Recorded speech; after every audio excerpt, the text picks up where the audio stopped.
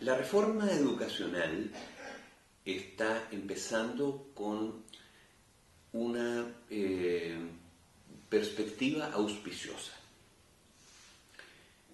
En primer lugar, por la gran participación que existe en el proceso de parte de los actores involucrados. Los actores involucrados son, en primer lugar, el movimiento estudiantil, hay que decirlo porque es gracias a su movilización del 2011 y antes de los pingüinos que esto ha sido posible. Ellos han hecho un gran aporte, han sido la levadura, como decía Violeta Parra, en este gran proceso.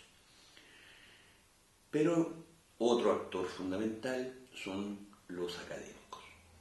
Los académicos son una de las estratos de la sociedad más importantes. Toda sociedad se refleja de alguna manera en sus intelectuales y toda sociedad se refleja en cómo trata a sus intelectuales. Aquí el neoliberalismo los ha tratado muy mal, puesto que no hay sector que tenga condiciones de trabajo más precarias en el país, probablemente, y esto no es una exageración, que los académicos. Es por eso que se ha creado esta figura del profesor taxi, puesto que la enorme mayoría de los académicos funciona sin un contrato estable, sin un contrato que tenga asociados los derechos básicos de previsión, por ejemplo, y salud, y sin certeza de que va a tener contrato en el semestre siguiente o en el año siguiente, sin certeza de que tenga una carrera en que pueda ir progresando, y sin derechos también gremiales, sindicales o de participación en el lugar donde trabaja. Y por lo tanto, en muchos aspectos tienen menos derechos que otros sectores laborales en los hechos. Desde el punto de vista legal, tienen menos protección que la que tiene, por ejemplo, el gremio de las empleadas y empleados domésticos, que sí tienen protecciones legales establecidas. Los académicos no tienen ninguna. Ellos son un actor muy importante que está muy pendiente de todo lo que está ocurriendo y al decir los académicos, en realidad me refiero a los académicos y los profesores, por otro lado. Ahora, y han sido muy maltratados. Ahora, sin embargo, hay otro actor, por cierto, que son todos los trabajadores no académicos de la educación, que siempre han sido un actor muy importante y que han empujado con mucha fuerza, digamos, la defensa de la educación pública, y ahora están impulsando también con mucha fuerza la, digamos, reconstrucción del sistema público. Pero, aparte de los actores propiamente sociales que intervienen en esto, ¿no es cierto?, y la ciudadanía que aprecia este proceso desde fuera, hay otro actor que es extremadamente importante, y que son los rectores de las universidades chilenas. Ahora, los rectores de las universidades chilenas son uno de los principales activos que tiene el país, puesto que nadie puede implementar ninguna reforma sin conocer al detalle de cómo funcionan las instituciones. El ministro de Educación, él puede dar un marco general, puede proporcionar los recursos, una orientación, pero él no puede entrar a resolver los problemas o a implementarlos porque no tiene la experiencia que le permiten conocer desde dentro cómo funciona cada una de las instituciones, qué problemas tiene, cómo se manejan las distintas relaciones al interior, etc. Y quienes mejor manejan eso son los rectores. Ahora, los rectores de las universidades chilenas han tenido también un papel muy importante en la mantención o en la defensa, si se quiere, del sistema universitario que existía, y hay que decirlo también, en la construcción, en el caso de las universidades nuevas, de las que se han formado. Ahora, este es un papel muy importante. Por ejemplo, nosotros conocemos muy de cerca a quienes fueron nuestros compañeros de generación en la reforma del 68, que se quedaron en la universidad, y que se han dedicado a la carrera académica y que hoy día son las autoridades de las universidades estatales, por ejemplo. Bueno, ellos han hecho una proeza, y es la proeza de lograr rescatar, defender las universidades estatales en un ambiente que lo único que perseguía era deteriorarlas constantemente. Y ellos han sabido, con gran habilidad, con gran persistencia, con gran prudencia, poder, digamos, efectivamente defenderlas, es decir, adaptarlas para de alguna manera, digamos, ver que en el esquema que se está de privatización, estas universidades pudieran seguir funcionando. Cumplió un papel extraordinario. Y hay que decir también que en el caso de las autoridades que han formado instituciones nuevas, que muchas veces son instituciones que dependen de empresas con fines de lucro, otras veces no, pero en todo caso las personas que están ahí contratadas para echar a andar estas instituciones, en todos los casos han cumplido también un papel que es muy importante, que es un papel de construir algo, y se han construido muchas instituciones privadas que hoy día tienden a más de la mitad de la matrícula. En otras palabras, los rectores son un actor extremadamente significativo en esta reforma.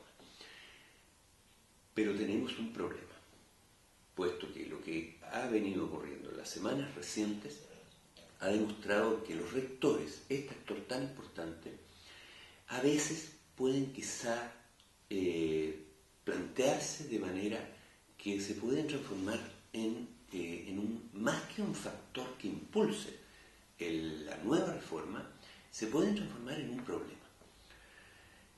Y se transforma en un problema en la medida que se imponen ellos como una fuerza conservadora en lo que hay. Es comprensible, es lo que ellos han formado, es el ambiente en que ellos han logrado, digamos, poder adaptarse a lo que conocen, a lo que saben hacer. Pero ellos tienen que pasar y dar un paso adelante y trascender aquello, evitar transformarse en una fuerza conservadora y efectivamente asumir el desafío de impulsar con toda fuerza y con toda su capacidad y su conocimiento esta reforma. Por ejemplo, los rectores de las universidades estatales, en primer lugar.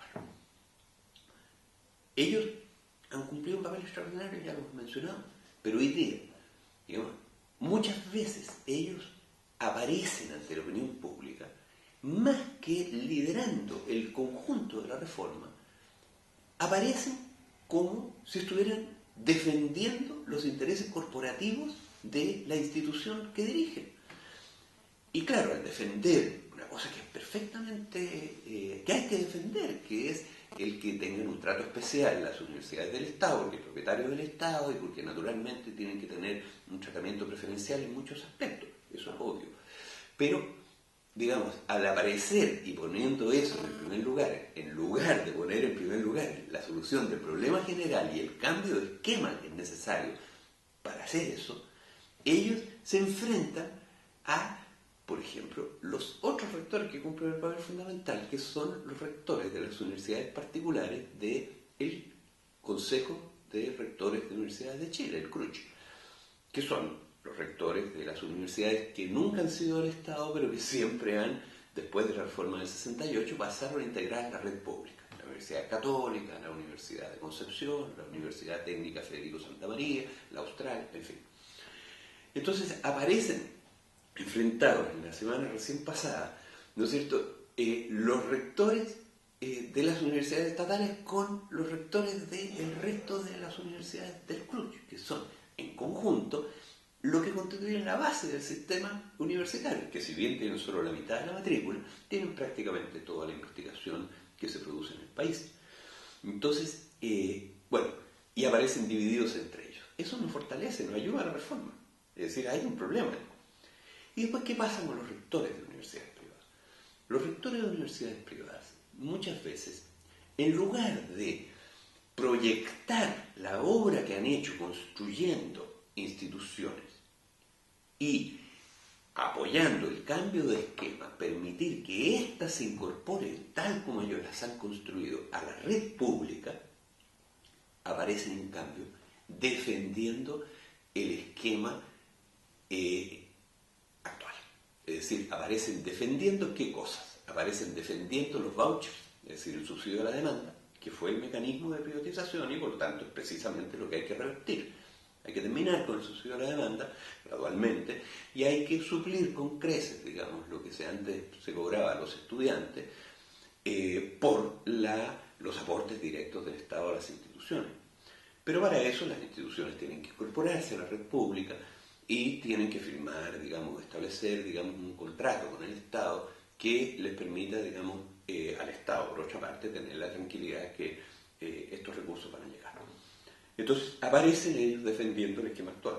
Aparecen el vocero principal de ellos, el rector de una universidad privada muy prestigiosa, un hombre muy inteligente, columnista de un diario muy importante, que tiene posiciones muy progresistas en muchas materias. Sin embargo, en esto aparece con una posición conservadora, porque aparece defendiendo el esquema que hay que cambiar. Entonces resulta que él aparece dándole instrucciones al ministro de lo que tiene que decirle a los estudiantes cuando se reúnen la semana pasada con ella. ¿Y qué es lo que tiene que decirle? Tiene que decirles que no se va a hacer ninguna de las cosas que quieren hacer. Que hay que mantener el subsidio a la demanda, que hay que mantener el esquema mercantilizado de educación, todo. Eso es un error. Porque esa persona y todos los rectores en general son los que tienen al revés que proyectar sus instituciones incorporándolas al sistema público, pero para lo cual hay que cambiar el esquema. Y cambiar el esquema significa precisamente terminar con el subsidio a la demanda, terminar con la idea de que si se transforma la educación en una mercancía, el mercado que se va a crear va a asignar adecuadamente los recursos. Después, en el caso de la investigación, aparecen defendiendo tanto los rectores de las universidades del G9, que se llama así, que son las particulares del CRUCH, como desde luego las privadas, un esquema de entrega de recursos públicos para investigación que es un esquema competitivo entre comillas. ¿Qué significa eso? Significa que el Estado no entrega recursos para formar grupos estables de investigadores, sino que entrega pocos recursos, por un proyecto determinado que tiene una duración determinada y que tienen que competir si quieren continuar o no continuar. Es decir, un esquema, digamos, de mercado que se trata de introducir en esto. Parecen ellos compitiendo por recursos y brindando a cambio de ellos determinados servicios que ellos venden. Y van en la parada por esto. Ese es el esquema. Eso hay que cambiarlo. Hay que cambiarlo. Y estos rectores que piensan que de esa vía van a tener más recursos para investigación porque van a competir con las del Estado, eso es un error. Lo que hay que hacer es que si entran al sistema público tengan recursos estables para investigar. En fin. Y hay un último aspecto, que es el tema de la participación estudiantil y de los no académicos. Es decir, la democratización de los gobiernos de las universidades, la participación triestamental como existió en Chile y fue una muy buena experiencia en los años 60, después de la reforma. Bueno, ellos se oponen a esto. Por ejemplo, entre los candidatos a rector actualmente de la Universidad de Chile, casi todos se oponen a la participación triestamental en las elecciones de autoridad. Bueno, eso es un error profundo. Porque la manera en que las universidades pueden decirle al Estado, mire, entreguen los recursos, pero dennos autonomía para poder nosotros resolver qué hacemos con estos recursos, es que tengan un gobierno democrático interno. Ese fue el pacto básico que se estableció en la reforma de los 60. Se le entregaban recursos a la Universidad Católica, pero quien elegía al rector de la Universidad Católica era la comunidad de la Universidad Católica, en que participaban estudiantes, funcionarios y académicos. Entonces el Estado respetaba su autonomía, pero siempre que el gobierno fuera democrático y elegida las autoridades democráticamente. Ese era el pacto, y se respetó. Y en el caso de la Universidad Católica, por ejemplo, generó el más progresista y el más importante de los rectores de la reforma, que fue el rector Fernando Castillo Velasco. Pero en el caso de la Universidad de Chile, quien asumió la rectoría fue un opositor al gobierno de Allende, el rector Wenger. Sin embargo, el gobierno mantuvo su, compromiso de darle autonomía a esa autoridad. ¿Y por qué? Porque había sido elegido por la comunidad y por los 3 estamentos. Entonces, en estos aspectos fundamentales, en terminar con los vouchers, o el famoso subsidio a la demanda, el terminar, por lo tanto, con la mercantilización de la educación, el efectivamente, digamos, asumir el problema de la investigación como una cosa que tiene que resolverse con recursos estables y no estos proyectitos competitivos que se suceden uno tras otro y que no dan ninguna estabilidad de largo plazo para investigar. Y en el tema de la participación triestamental en los gobiernos democráticos, los rectores, todos ellos, en este momento tienen una posición que es conservadora. Eso, a nuestro entender, tiene que cambiar. Tienen que ponerse a la altura del desafío que todo Chile tiene de hacer esta reforma.